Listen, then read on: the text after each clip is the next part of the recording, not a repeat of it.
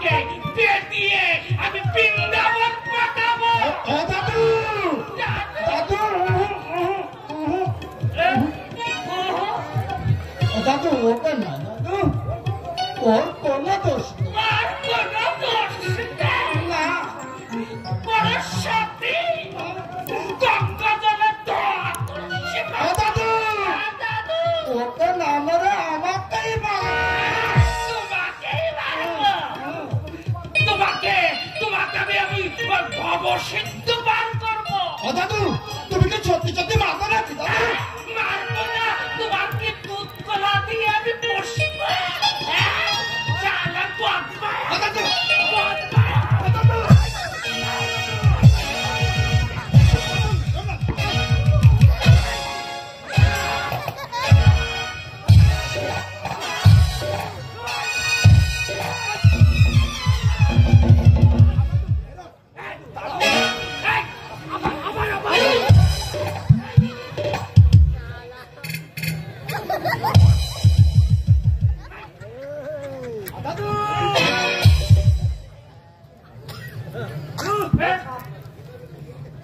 ব্যস্ত হচ্ছ কেন?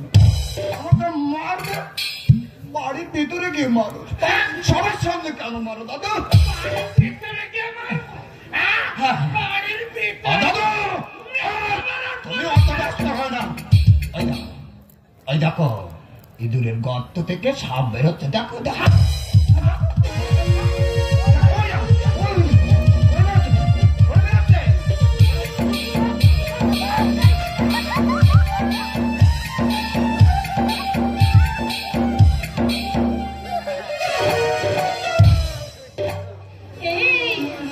তোমাকে ফাঁকি দিয়ে যে পালালো, তোমাকে ফাঁকি দিয়ে পালালো, তুমি ধরে রাখতে পারলে না।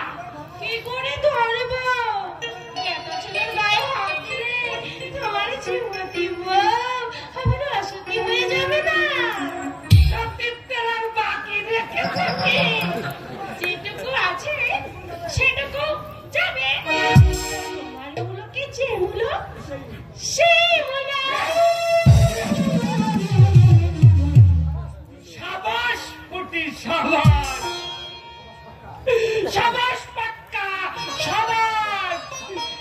বারবার আমি বাধা দেওয়া সত্ত্বেও এখনো যদি তোমার ক্ষান্ত না হও, আমি বুঝবো তোমাদের মধ্যে প্রকৃত ভালোবাসা গড়ে উঠেছে। সাবাস পুটি, সাবাস। আর সেদিন তোমাদের না যা করার তা করবো, আজ বলবো না।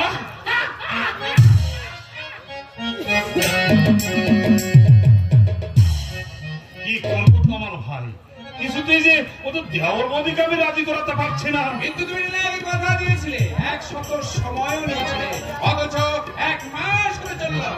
আর কিছুদিন সময় দিতে বৌমাকে বলো, বকুলের অসুখটা একটু সেরে উঠলেই। কিন্তু ওরা যে কিছুতে রাজি হচ্ছে না বৌমা। স্বেচ্ছায় যখন রাজি হচ্ছে না, ছলনার আশ্রয় নেই। চলো না, চলো না, আমাদের পরামর্শ চললে 1 ঢিলে 2 পাখি কাঁধ হবে। বেশ, কি পরামর্শ দেবে দাও, তোমাদের কথা মতো কাজ করতে আমি প্রস্তুত। তাহলে শোনো, প্রতিদিনের মতো উত্তম দুপুরে ভাত খেয়ে আর সবার ঘরে শুয়ে পড়বে। তারপর আমি একটা ওষুধের সাহায্যে বকুল দিকে গান করে নীলিমার পাশে বিছানায় শুয়ে দেব। তোমার ভাই মিনিস্টার পরিবারে তাদেরকে ফিরে আসবে। সেই মুহূর্তে তুমি কিছু না জানার ভান করে উত্তমের ঘরে ঢুকবে এবং পাশাপাশি ওদেরকে বিছানায় রেখে অকথ্য ভাষায় তিরস্কার করবে। তখন সেপারেট হওয়ার পর অনায়াসে মুক্ত হয়ে যাবে। না বৌমা না, এত বড় আঘাত তাদেরকে আমি দিতে পারবো না। ওদের মধ্যে রয়েছে মা ছেলের পবিত্র সম্পর্ক, সেই পবিত্র সম্পর্ক ভাঙতে আমি ওদের মাথায় কলঙ্কের বস্তা তুলে দিতে পারবো না। তাহলে আজই আমি বিষ খেয়ে মরবো। এসো দাদা, মরার আগে এদের বিরুদ্ধে পুলিশের কাছে এমন স্টেটমেন্ট দিয়ে যাবে। না বাবা না, আমার আশেপাশে কাজ তুমি করো না। আমি তোমাদের প্রস্তাবে রাজি। থ্যাংক ইউ গৌতমদা, থ্যাংক ইউ। সত্যি তোমার প্রশংসা করা উচিত।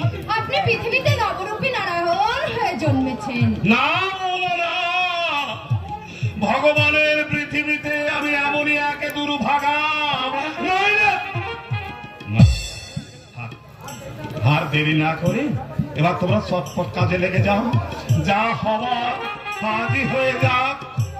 তুমি যখন রাজি হয়েছ, আজ একটা ফয়সালা হবেই হবে। হলেই ভালো, রোজ রোজ এই যন্ত্রণা আর আমার ভালো লাগে না। হে ভগবান, আমাকে তুমি অভিনয় করার শক্তি দাও ঠাকুর, আমাকে তুমি অভিনয় করার সাহস দাও ঠাকুর, সাহস দাও। নিলে তোর ভাসুর ঠাকুরের কথাগুলো বর্ণনা করা রাখা। আর যেতে দাও দাদা, যেতে দাও। ওই ছাগলে কি না খায় আর পাগলে কি না পায়। এসো, লড়াইতে নামার আগে হাতিয়ারে একটু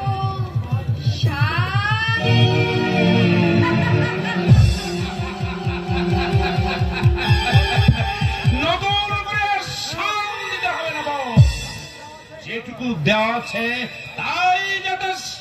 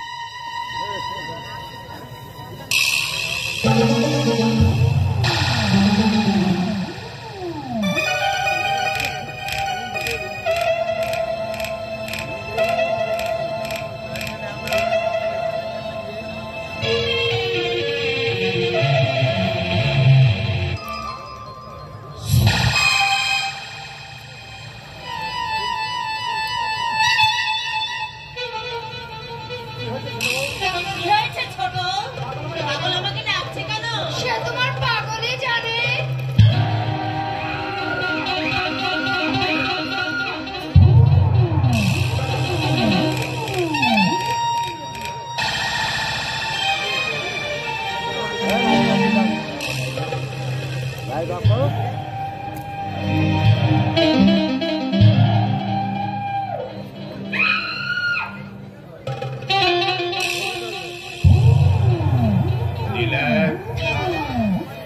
এবার তোর ভাসুরকে পাঠিয়ে দে।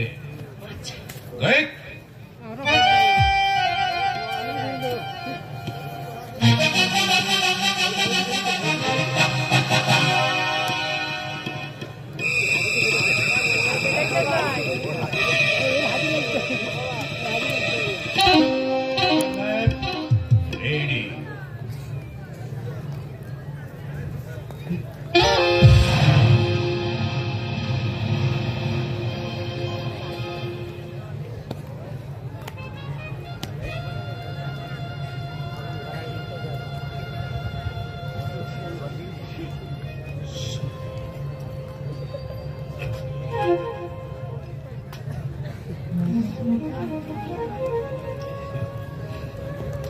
উত্তম,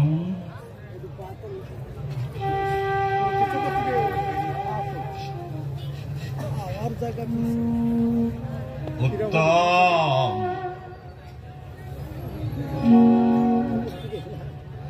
উত্তম।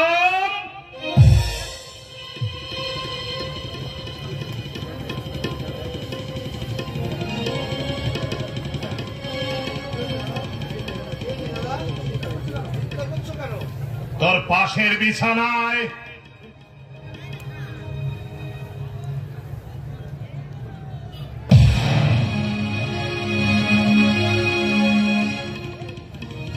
কি আমার ঘরে নীলিমার বিছানায় বৌদি? বৌদি, বৌদি, বৌদি,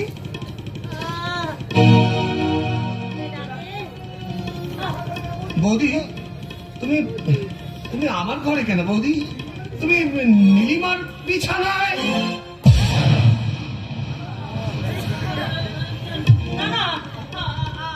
আমি এখানে কখন এলাম? এখন নেকা সেজে যাচ্ছ তাই না? মনে করেছো আমি কিছু বুঝি না?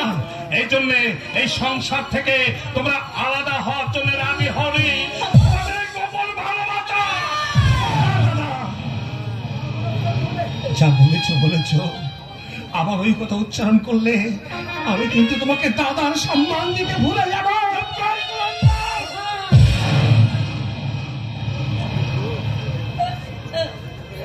দাদা, বড় গর্ব করে তোরা বলতিস তোদের মধ্যে রয়েছে মা ছেলের পবিত্র সম্পর্ক। এই হতভাগা, এই বুঝি তার পরিচয়?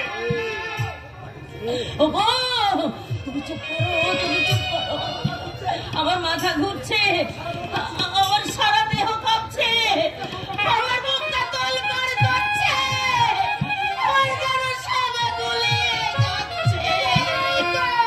যাবেই তো, ধরা পড়ে গেছো যে। ছোট, এতদিনে বুঝলাম কেন আমাকে অবহেলা করে তোমার পাগল তোমার মাথায় ওঠে আর বসে। ওরে, ও যে আমার হাতে গড়া পুতুল ছোট। আমি নিজে না খেয়ে ওকে খাইয়েছি। আমি যে ওর মা। এই কথাটা তুমি আর উচ্চারণ করো না, তাহলে আকাশ ভেঙে মাথায় পড়বে। এ তুমি কি বলছো? সারা জগৎ আমাকে অবিশ্বাস করলেও তুমি তো আমাকে ভালো করেছে। হ্যাঁ, চিনি চিনি চিনি। তুমি অসতী, তুমি কুলটা, তুমি বিচারিণী। না দাদা না, যা বলতে হয় তুমি আমাকে বলো। কিন্তু যে প্রতি মুহূর্তে আমাকে গর্ভে না ধরে আমার গর্ভে ধরনি মায়ের কাজ করেছে, আমার সেই দুঃখিনী বৌদিকে তুমি কিছু বলো না দাদা। কেন? কেন এমন হয়ে গেল দাদা? কেন কেন এমন? সমুদ্র শুকে মরুভূমি হয়ে গেলেও তো এমন হওয়ার কথা নয়। নিশ্চয়ই নিশ্চয়ই এর পিছনে কোনো চক্রান্ত লুকিয়ে আছে, নইলে আমার মমতাময়ী বৌদি নিচে নেমে যেতে পারে না। তুমি আমাকে বিশ্বাস করো। আমি তোমার পাশে সরে যা কলঙ্কিনী।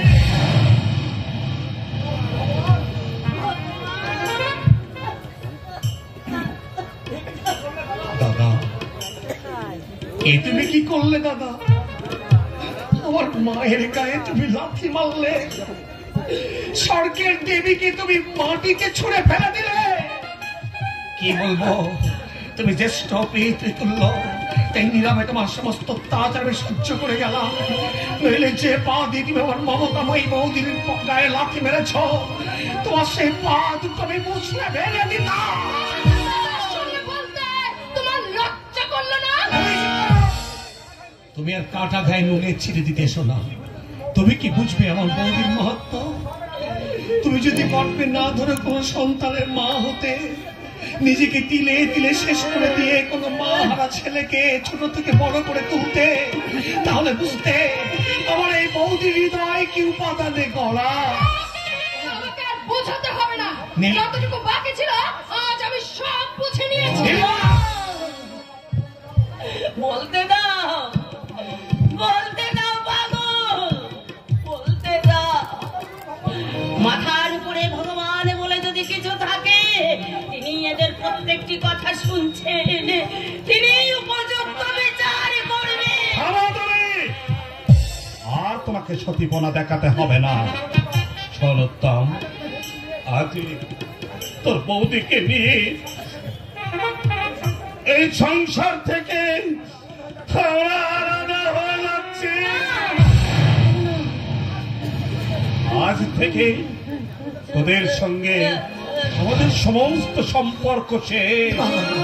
দাগো না, পাগলকে ছেড়ে ছেড়ে থাকতে তোমার কষ্ট হবে, কারণ এতদিনের গুপ্ত চুপ করো দাদা, চুপ করো। আর